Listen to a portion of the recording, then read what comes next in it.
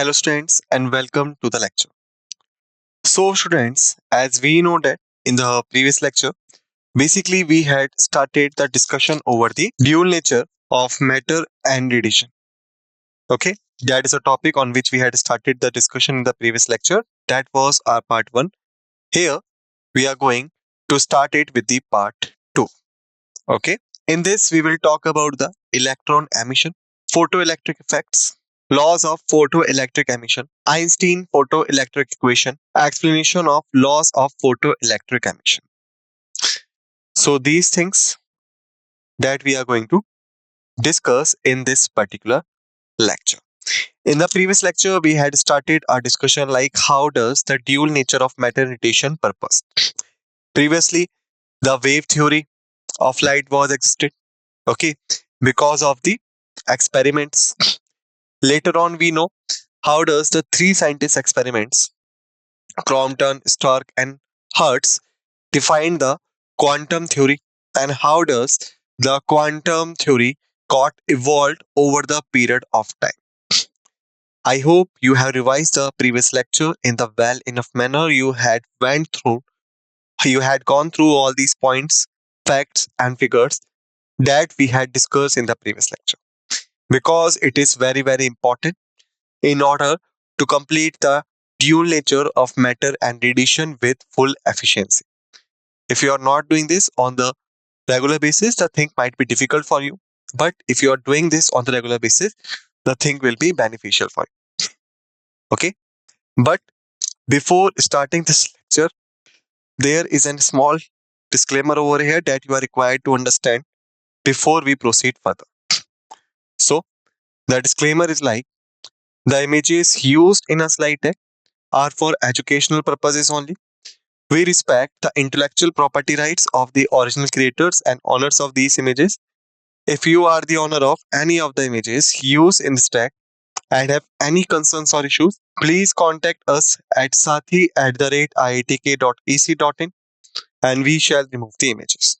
Now, let's begin with the electron emission.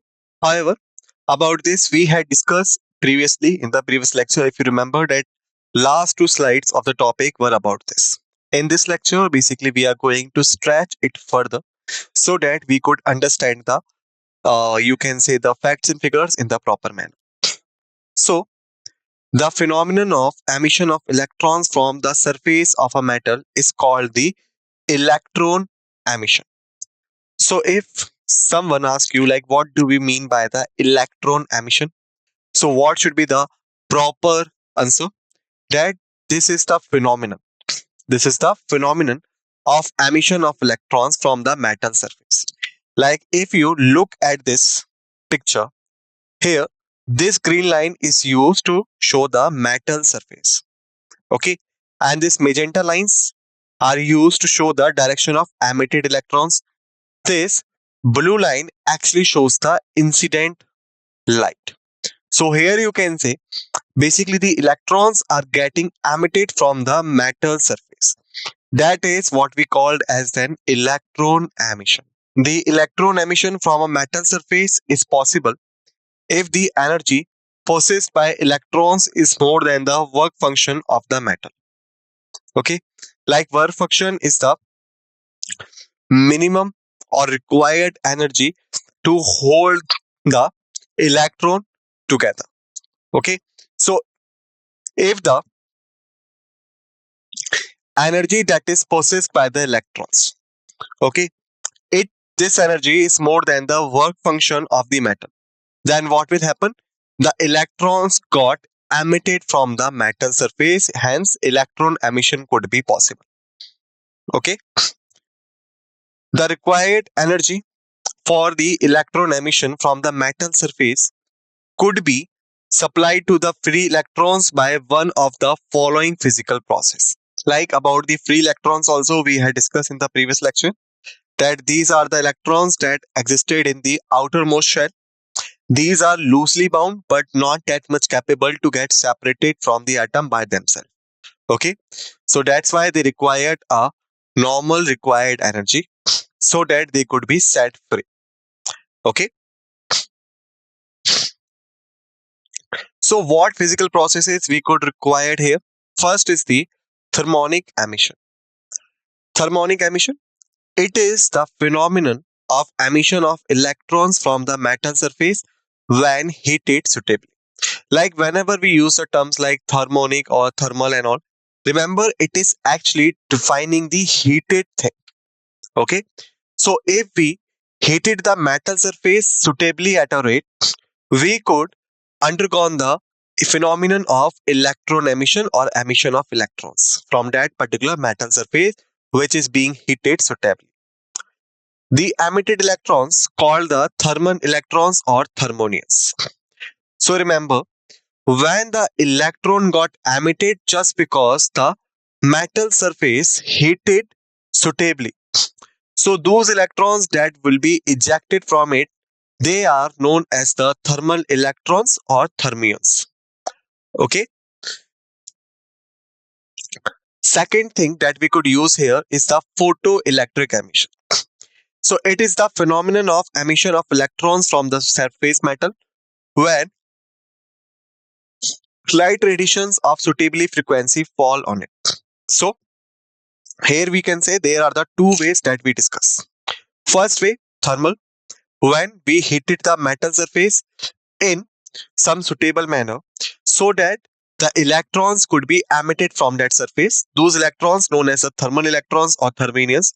If we are not heating it and we could use a light radiation to reflect on the metal surface so that the emission of the electron could be possible, then it is known as the photoelectric emission.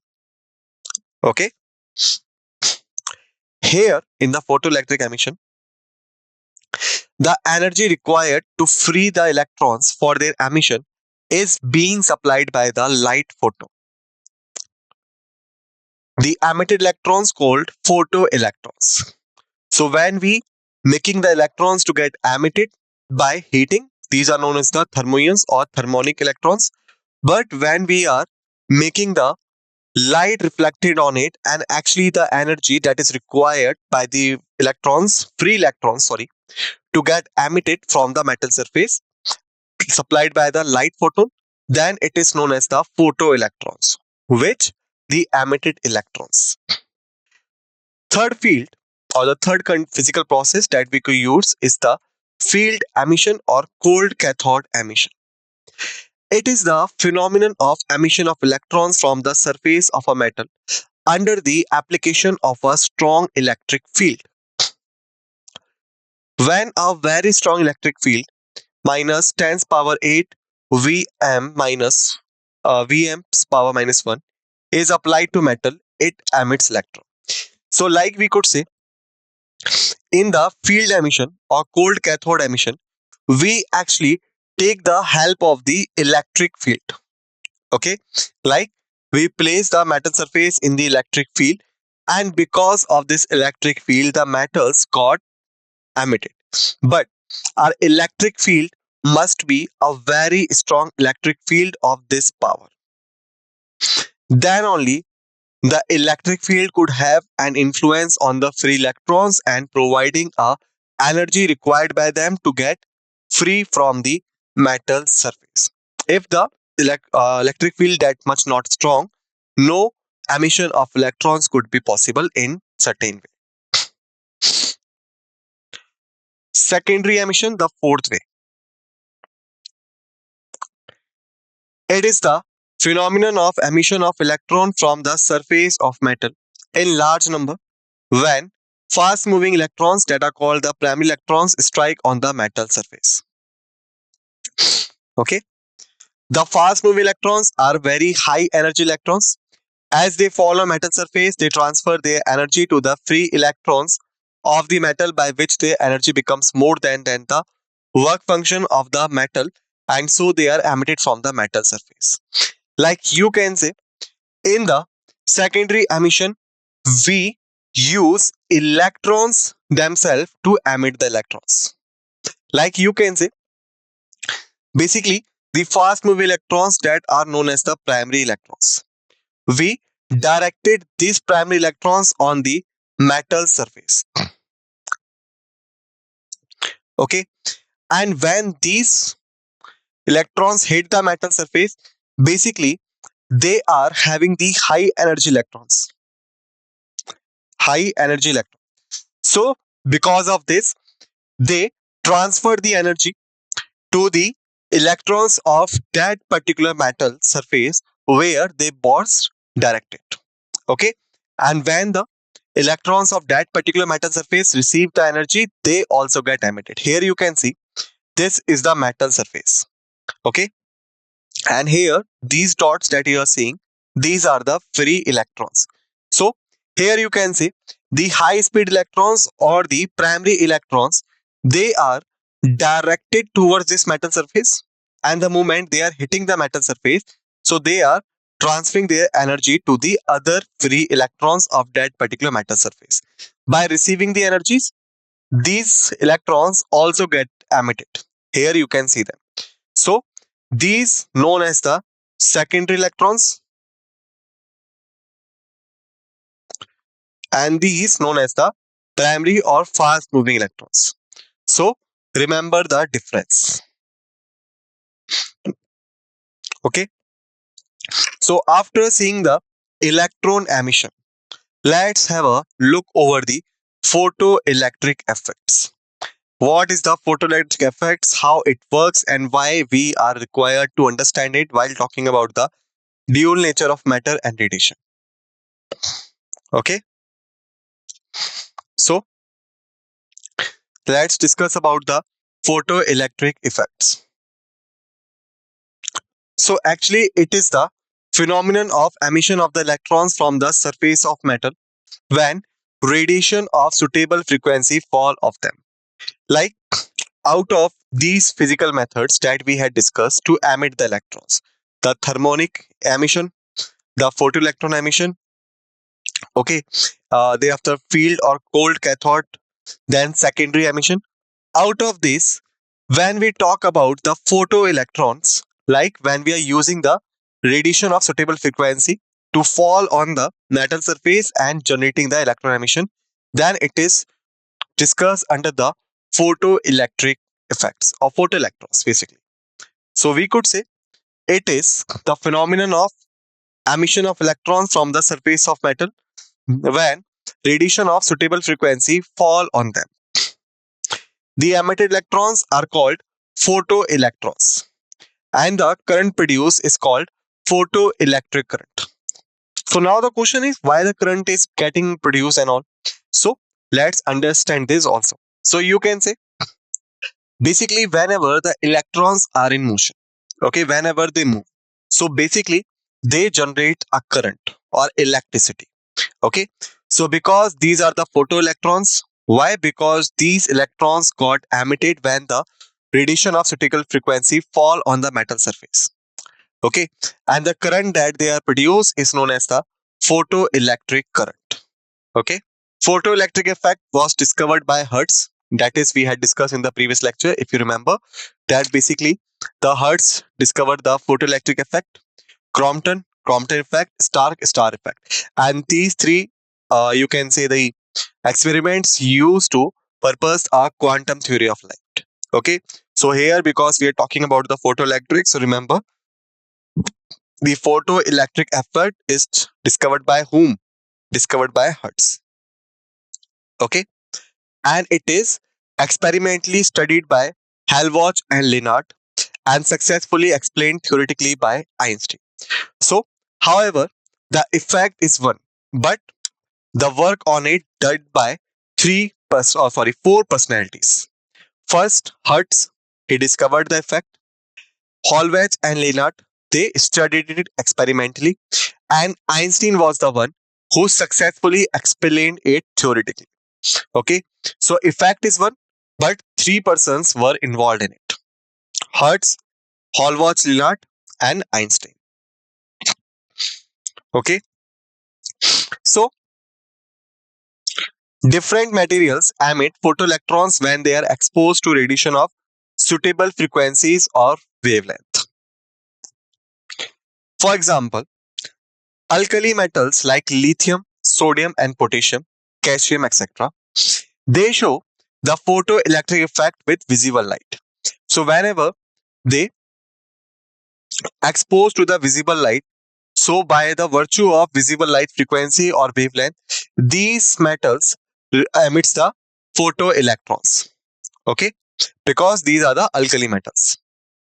Where the metals that are non-alkali, like zinc, cadmium, magnesium, etc., they are sensitive only to ultraviolet light.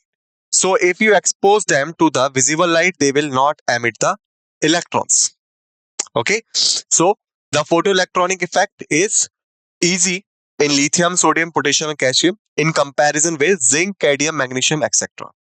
Okay, because lithium, sodium, potassium, calcium, they could be exposed to the visible light in order to produce the photoelectrons, but zinc, cadmium, and magnesium, they required a ultraviolet light to become the sensitive enough to emit the electrons. Now, what are the laws of photoelectric emission? So, for a given metal and frequency of incident ray radiation, the number of photoelectrons ejected per second is directly proportional to the intensity of the incident light. So we could say the more the intensity of the incident light, the large number of photoelectrons ejected per second. For a given metal, there exists a certain minimum frequency of the incident radiation below which no emission of photoelectrons take place. Okay, like you can say there must required a certain minimum frequency to emit a electron from the given metal surface. If we are not able to meet with this certain minimum frequency, no emission of photoelectrons take place. This frequency is often what we call as a threshold frequency. So if someone asks you like what do we mean by the threshold frequency in the photoelectric emission or effect, so remember the threshold frequency is that bare minimum frequency of incident radiation that requires to generate enough energy in the electrons of given metal surface so that they could emit it. Or in simple terms you can say it is the certain minimum frequency of the incident radiation below which no emission of photoelectrons could take place. Above the threshold frequency, the maximum kinetic energy of the emitted photoelectron is independent of the intensity of incident light, but depends only upon the frequency of the incident light. Okay, so like you can say once the threshold frequency meet and goes high. Okay, so what could be the maximum kinetic energy acquired by the emitted photoelectrons? So this maximum kinetic energy of this emitted photoelectrons is independent of the intensity of the incident light. Okay, but it's only depend upon the frequency or wavelength of the incident light. The photoelectric emission is an instantaneous process. The time lag between the incidence of radiation and emission of photoelectrons is very small, less than even 10 power minus 9 seconds. So we could say once the radiation of certain frequency exposed towards a metal surface, okay, then this process is the instantaneous process, like less than 10 power minus 9 second, the incident of radiation and the emission of photoelectrons started.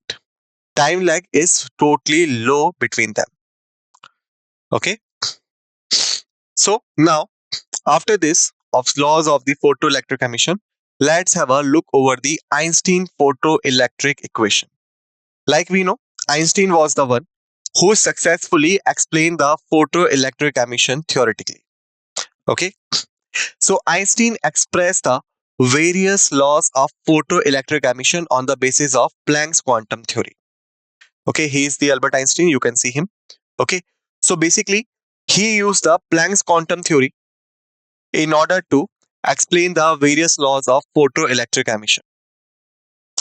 According to the Planck's quantum theory, the light radiations consist of tiny packets of energy called quanta. Okay, like we know, as per the quantum theory of light, the light is actually a radiation which having a small packets of energy quanta flowing through the same path with same speed of light. Okay, and they are following the straight line. This is what the quantum theory of light speaks. Okay, so one quantum of light radiation is called a photon, which travels with the speed of light in a straight line with the same difference follower. The energy of photon is given by E equals to hv, where h is Planck's constant and v is the frequency of light radiation. So the frequency of light radiation multiplies with the Planck's constant, which is constant in value, and that's how we could calculate the energy of photon.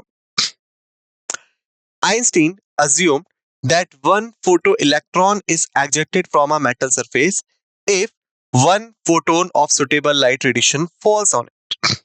So he just said, like, if we fall the one photon of suitable light radiation, which means the light radiations that having enough frequency to cross the threshold limit or threshold frequency. Okay, so this one photon will result in emission of one photoelectron.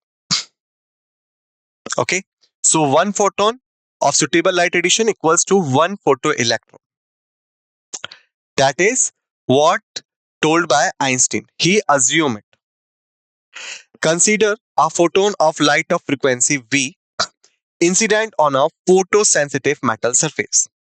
The energy of photon equals to hv is spent in two ways. Then, first way, a part of the energy of the photon used in liberating the electron from the metal surface, that is equals to the work function, that is delta zero of the metal. Okay, because we know until or unless the electron requires that energy through which it could overcome the matter work function of the metal, then it not moves from the metal surface. Okay, so to make the electron crossing the work function of the metal, it requires to provide it enough energy so that it could overcome the work function of the metal, that is delta zero. So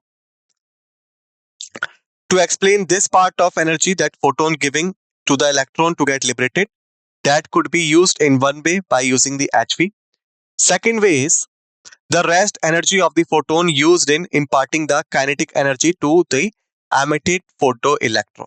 Because we know the photons having a rest mass zero, they could not be existed at rest. Okay, so their rest of energy that has been used in liberating the electron, and the remaining energy is used in imparting the kinetic energy to the photoelectron or emitted photoelectron so that it could move. If v is the velocity of the emitted photoelectron and m is its mass, then kinetic energy of photoelectron will be 1 by 2 mv square. Here hv equals to delta 0 plus 1 by 2 mv square, or 1 by 2 mv square equals to hv minus delta 0. First condition.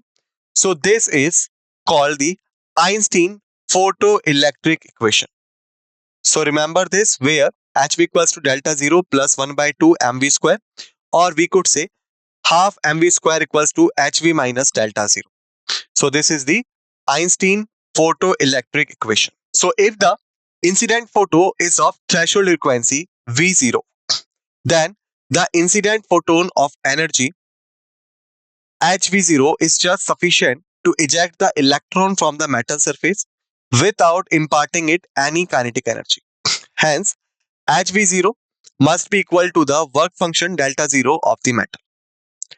Therefore, hv0 equals to delta 0.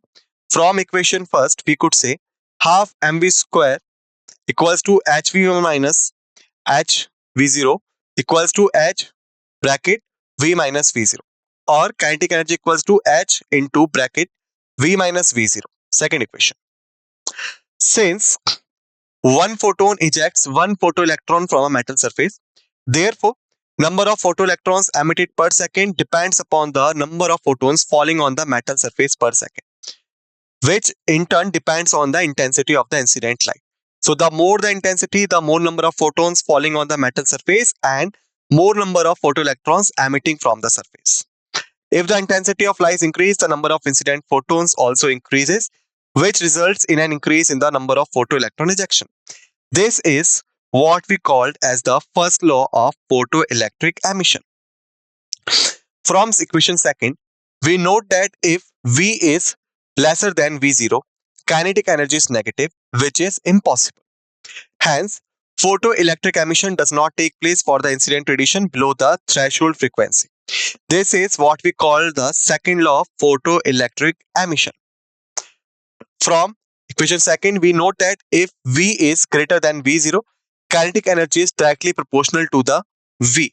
This means kinetic energy of photoelectric depends only on the frequency or wavelength of incident light. If the intensity of the incident light radiation increase, number of incident photons falling per second on the metal surface increases, but the energy of each photon remains the same. This is called the third law of photoelectric emission. The phenomenon of photoelectric emission has been conceived as an effect of an elastic collision between a photon and an electron inside the metal. As a result of it, the absorption energy by the electron of metal from the incident photon is single event involving transfer of energy at once without any time lag.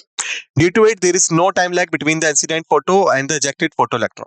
This is what we call the fourth law of photoelectric emission.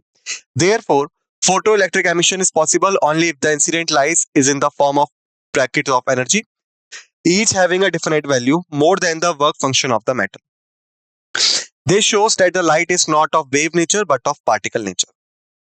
It is due to this reason that photoelectric emission was accounted by the quantum theory of light, therefore particle theory of light. There is a note.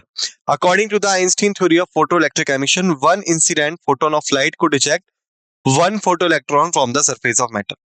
But does not mean that the number of photoelectrons emitted from the metal surface will be equal to the number of photons incident on it.